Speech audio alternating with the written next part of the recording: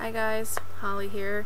This is my second installment in my series of videos about my favorite books of 2011, and today I will be talking about The Daughter of Smoke and Bone by Laini Taylor. And this book seems to divide people right down the middle. There's people who absolutely love the book and just think it's brilliant, and then there's people who just hate it, think it's way too bizarre, and they just don't get what all the hype is about. I am definitely of the first camp of people. Not only is it one of my favorite books of the year, it's one of my favorite books of all time.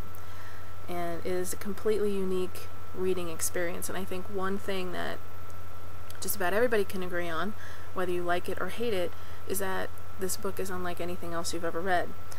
It is very complicated, and it's a book that needs to be experienced by the reader, so I am not one of those people who feel like I should give away major plot elements in order to give a review. But there will be small spoilers, so just consider yourself warned. The story is basically, it's about a girl named Karu. She lives in Prague. She's an art student, and she has a very strange life. She is covered in tattoos, including 2 eyes that are on the palms of both of her hands.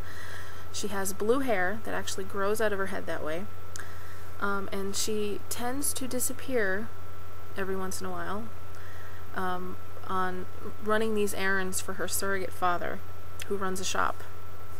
And her surrogate father is named Brimstone, and Brimstone is a demon, and he trades wishes for teeth. And that right there is like, who thinks of something like this? I mean, who comes up with ideas like this? It is so bizarre, but so incredibly brilliant. That is one of the main things that I love about this book, is just like, there's all these twists and turns and you know, just so many different things going on, but she just comes up with such great ideas. And, you know, I'm trying not to gush too much. I mean, it's just, I absolutely adore this book so much, and it would be very easy for me to sit here for like 10 minutes and just sound like a complete and utter fangirl, but I'm trying to keep myself composed and sound somewhat professional. Anyway, so a good part of this book deals in all of these little adventures that Karu goes on, running these errands for her surrogate father. And then there's also another element to the book where while doing one of these errands, she runs into this, who she thinks to be a monster, who she thinks is trying to kill her, and it turns out to be a fallen angel named Akiva, and I really hope I'm pronouncing it the right way. And there is a connection between Karu and Akiva, and there is like a history between the two of them, or a believed history between the two of them. And it's the story of, you know, exactly what is between them, and, you know, her relationship with Brimstone and her family that she grew up with, and then, you know, the side of her that is intrigued and captivated by this man that seems hell-bent on wanting to kill her. And really saying anything else about the actual plot would give way too much away, but all I can say is that Karu and Akiva are just fantastic characters, and she, you know, Laini Taylor brings them to life in such a way that, you know, everything that happens in this book, it's like I'm watching it on a big screen. It played out like a movie in my head. And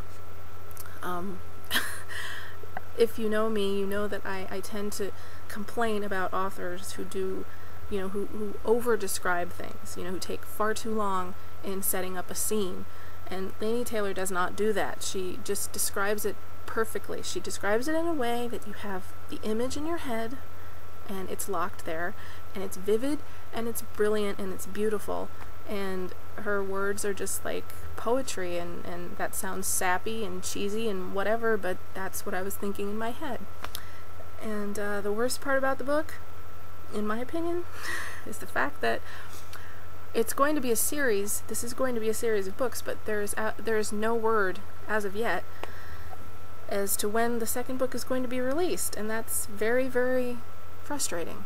Yes, because I guess I've been spoiled, because, you know, you have these authors who come out with books and they turn into a series, and, you know, by the time the first book is out, you know, they're already promoting the second book in the series. So, but it was just so good, and I love these characters so much, and it ended with such a cliffhanger, which normally would piss me off in a book, and normally I would be ranting about it, but I loved the book so much that it didn't even faze me. It just, all it did was make me want to read the second book that much more.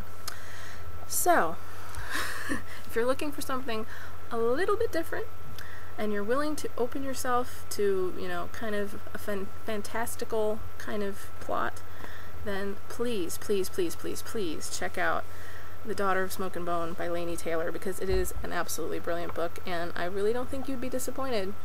So if you've read it, leave me a comment, let me know what you think. You know, if you have questions or anything like that, I always love getting comments and messages and all that, and until next time, I will talk to you guys later. Bye! Happy reading!